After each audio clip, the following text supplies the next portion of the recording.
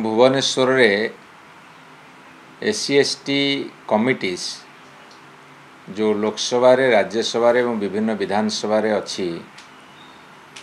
सेमानकर जो माने मुख्य से माने आसचंती ए आयोजन होउची भल कथा स्वागत योग्य पदक्षेप एवं समस्त निर्वाचित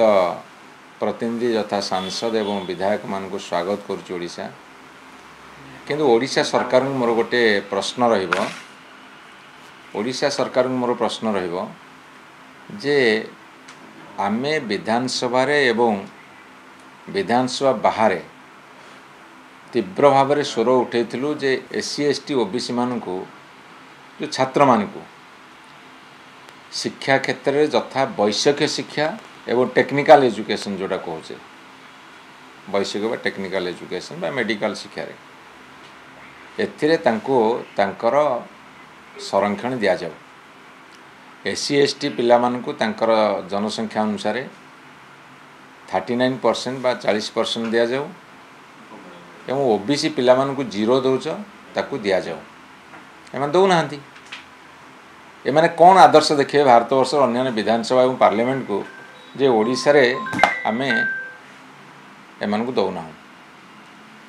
आमे कोन तांको आज वार्ता देले ओडिसा रे एससी एसटी ओबीसी पिलांको शिक्षा क्षेत्र में आमे संरक्षण दउ ना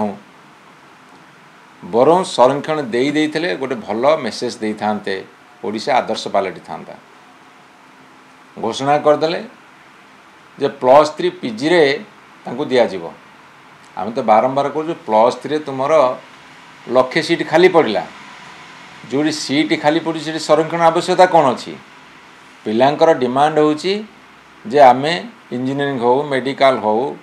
कि अन्य जिते सब टेक्निकल बा प्रोफेशनल सब्जेक्ट हो से संरक्षण हेले ए पिला माने ऊपर को उठिबे समाज रे गोटे समता सृष्टि हबो से कथा नहीं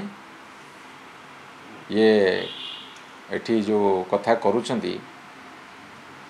आग उदाहरण पालंडु तो तापरे जहा करिया कथा करन।